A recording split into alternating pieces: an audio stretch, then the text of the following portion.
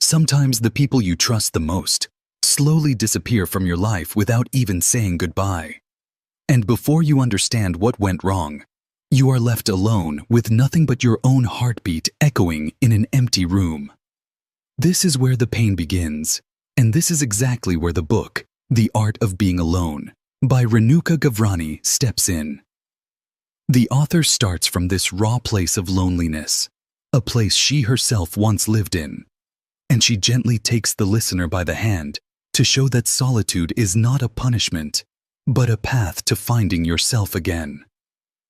Renuka Gavrani explains that loneliness is often a cage we build without realizing it. We wait for someone to save us, someone to understand us, someone to fill the silence that scares us. But the book teaches that when we stop running from that silence, something magical happens. The silence becomes familiar, then comforting, and slowly, it becomes our home. Renuka shares that solitude is not about staying away from the world.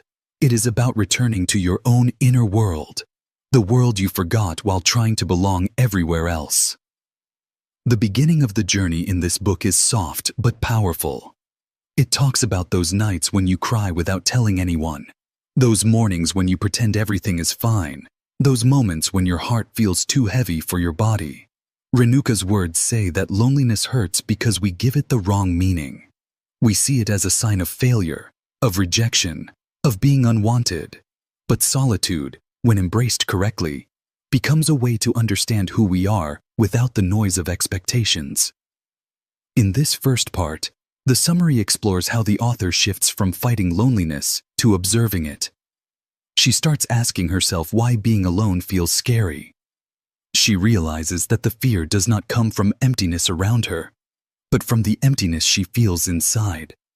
And the only way to heal that emptiness is to stop distracting yourself with people who do not value you and start listening to the quiet voice within you. Renuka teaches that the first step of solitude is acceptance. Accepting that some people outgrow you. Accepting that some relationships are not meant to stay. Accepting that sometimes life becomes silent so you can finally hear yourself. The journey of this book begins with that acceptance, with the courage to sit alone and not see yourself as incomplete. Part 1 slowly transforms the listener's mindset.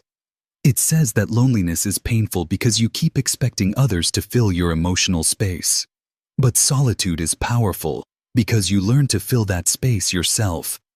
Renuka encourages you to stop seeing your own company as a punishment. She says your presence is enough, your thoughts are enough, and your heart is enough. What you truly need has always been within you. You just never gave yourself a chance to notice. When the journey into solitude truly begins, the first thing you notice is how loud your inner world actually is. In Part 2, Renuka Gavrani takes you deeper into that space where your thoughts, regrets, memories, and hidden wounds rise like waves. At first, facing yourself feels uncomfortable. You realize how much you have avoided your own emotions by staying busy with people, conversations, phones, routines, anything that keeps you from sitting with your truth. But the book shows that this discomfort is not your enemy. It is the beginning of healing. Renuka explains that when you live in loneliness, you keep searching for someone who will finally understand you. But when you step into solitude, you start understanding yourself. You begin noticing patterns that once controlled you. You see how often you trusted too quickly. How often you stayed when you should have walked away. How many times you accepted less than you deserved just to avoid being alone. And slowly, a realization forms inside you. Being alone is not the worst thing. Being with the wrong people is. As the author reflects on her own experiences, she describes how silence became a mirror. Every fear she tried to hide for years came back to her. The fear of abandonment. The fear of not being enough. The fear of loving more than she was loved. Instead of running from these feelings, she decided to listen to them. She discovered that every fear had a story behind it, a story she had never allowed herself to understand. The book gently shows that solitude gives you a chance to heal those old stories, to rewrite them with honesty and compassion. Part 2 talks about the deep emotional cleansing that happens when you stop seeking validation from others. Renuka shares how she slowly stopped checking who texted first, who remembered her, who didn't. She stopped waiting for others to notice her pain. She realized that expecting emotional rescue from others only kept her trapped. The moment you stop expecting others to fix you, you begin fixing yourself. That is where your power returns. The author describes the beauty of small moments. Making tea for yourself, sitting quietly by the window, walking without telling anyone, talking to yourself without shame.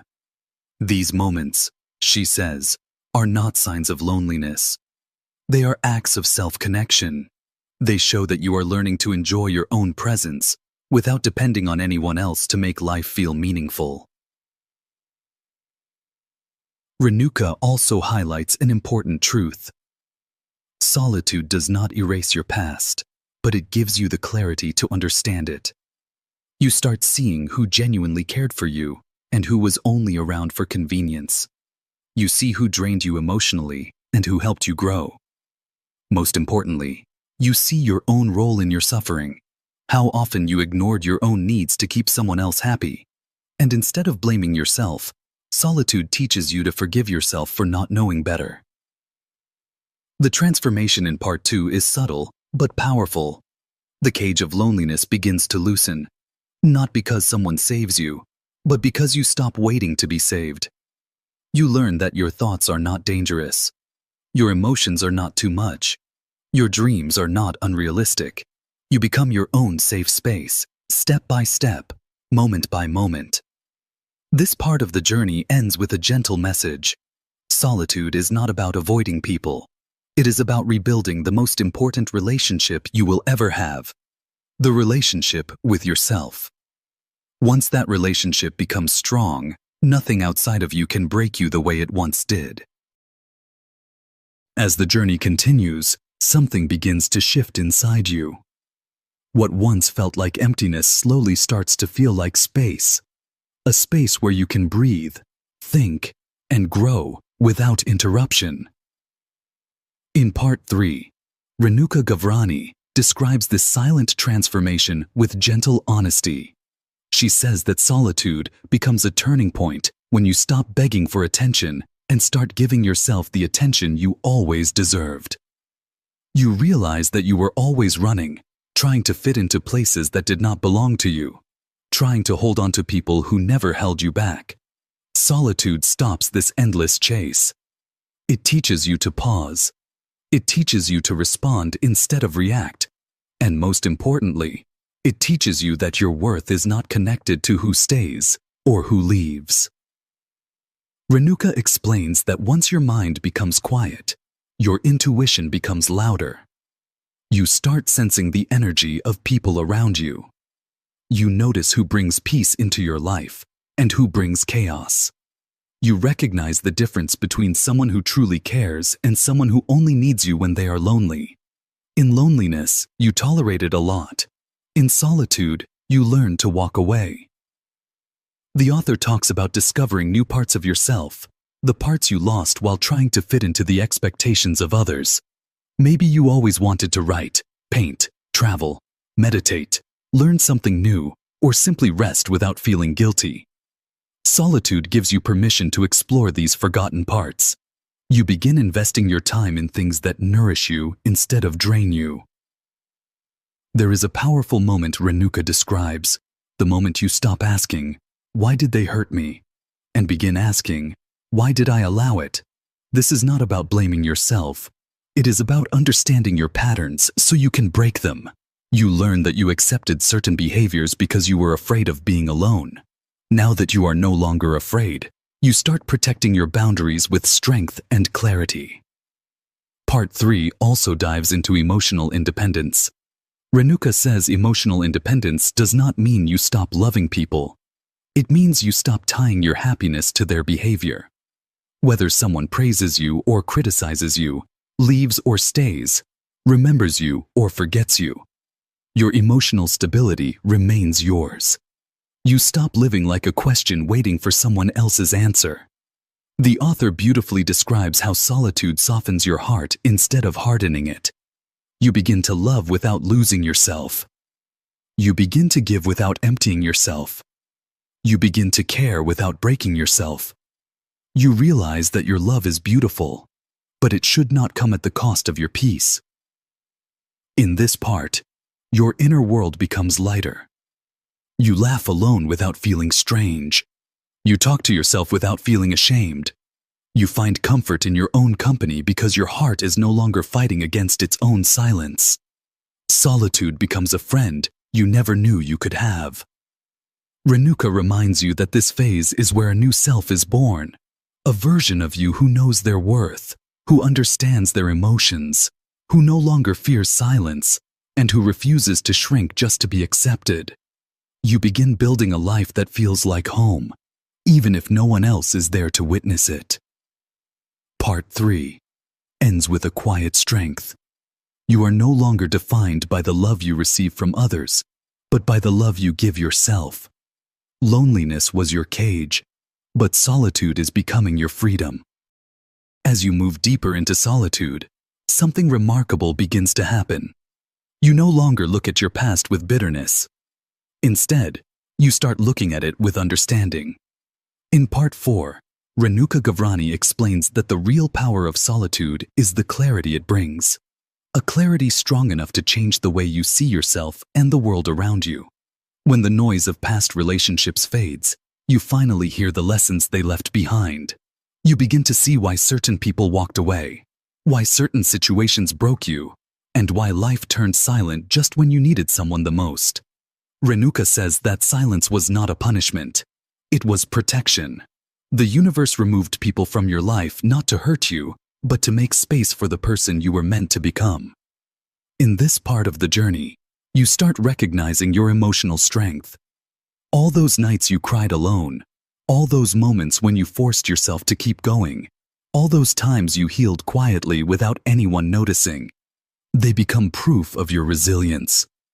What once felt like weakness now feels like power. You understand that surviving loneliness has made you stronger than you ever realized. Renuka also talks about the importance of letting go. Not just letting go of people, but letting go of versions of yourself that were built on fear, insecurity, and the need for approval. You release the old you who tolerated lies, betrayal, and half-love just to avoid being alone. You let go of the self who apologized for wanting loyalty, for expecting honesty, for asking to be treated with respect. You begin shaping a new identity, one that stands tall even in silence. Part 4 explores a beautiful shift. Instead of expecting others to fill your emotional gaps, you start filling them through self-care, self-discipline, and self-respect. You choose activities that nourish your soul. You prioritize rest without guilt. You give yourself time to grow without rushing the process. Your heart starts to feel lighter because you are no longer carrying the weight of unresolved pain. Renuka emphasizes that solitude shows you your true capacity. You realize you can comfort yourself, motivate yourself, guide yourself, and rebuild your life piece by piece. You learn that healing is not about forgetting what happened, but about learning how to live without letting the past control you. You learn that forgiveness is not for others. It is a gift you give yourself to set your heart free. This part of the book also talks about emotional boundaries. You begin recognizing the difference between genuine love and emotional dependency. You stop allowing people to enter your life just because you feel lonely. You stop giving unlimited access to people who never earned it. You protect your peace the same way you once protected relationships that were not meant for you. And gradually, a quiet confidence rises within you, the kind that doesn't need attention or validation to feel seen. You become comfortable with who you are becoming. You smile without forcing it. You breathe without heaviness. You look at yourself with compassion instead of criticism. Part 4 ends with a powerful inner shift. You understand that solitude has not made you hard, it has made you whole. You are no longer afraid of being alone because you now know that your own presence is enough. What once felt like emptiness has turned into a sacred space where your strength lives, grows, and shines. As the journey reaches its final stage, solitude no longer feels like a place you accidentally fell into. It feels like a home you consciously built. In Part 5, Renuka Gavrani guides you into the most beautiful phase of this transformation. The phase where being alone becomes not just comfortable, but empowering. You no longer carry the fear of losing people, because you have finally found someone you can never lose, yourself. Here, the author explains that solitude becomes a strength when you stop using it to escape the world and start using it to understand the world. You begin seeing people more clearly, their intentions, their energy, their sincerity.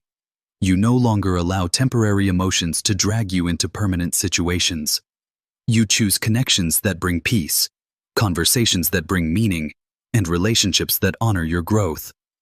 Renuka beautifully describes that the most powerful moment of your healing is when you stop measuring your worth through someone else's presence. You don't need constant messages to feel important. You don't need validation to feel worthy. You don't wait for apologies that may never come. You don't chase anyone who chooses to walk away. Instead, you walk forward with calm dignity, trusting that what is meant for you will never require you to lose yourself. In this final phase, you learn how to love again, but this time with awareness, not desperation. You love with boundaries. You love without abandoning yourself. You give without expecting someone to complete you. You understand that love is a gift, not a replacement for your inner emptiness. Solitude taught you how to fill that emptiness yourself, and now your love comes from fullness, not fear. Renuka also explains that solitude makes you more present. You enjoy quiet mornings, simple routines, peaceful evenings, and your own rituals. You stop rushing to the next moment and start appreciating where you are. You develop habits that strengthen your mind and soften your heart. You nurture your dreams with patience. You build a stable life that does not shake just because someone enters or leaves. There is a gentle wisdom in this stage. The wisdom of realizing that your journey is not about avoiding people, but about choosing the right ones. You begin surrounding yourself with those who respect your silence, understand your boundaries, and value your presence. You form connections based on truth, not loneliness. You choose quality over quantity, depth over distraction. Part 5 also reveals the final truth of the book. Solitude does not end loneliness. It transforms it. Loneliness is the feeling of missing someone else. Solitude is the realization that you were missing yourself. Once you return to yourself, the world stops feeling empty. You stop feeling lost. You stop searching for someone to complete you because you finally see that you were complete all along. The journey ends with a quiet, steady strength. You are no longer trapped by your past or defined by your wounds. You have learned to sit with your pain, understand it, and rise beyond it. You now walk with a calm confidence, knowing that you can face life with or without anyone beside you. Your heart feels lighter, your mind feels clearer, and your spirit feels free. In the end, Renuka Gavrani leaves you with a timeless message. Loneliness was your cage, but solitude is your home. You didn't just survive being alone. You bloomed in it. And now, your own presence is not only enough, it is beautiful.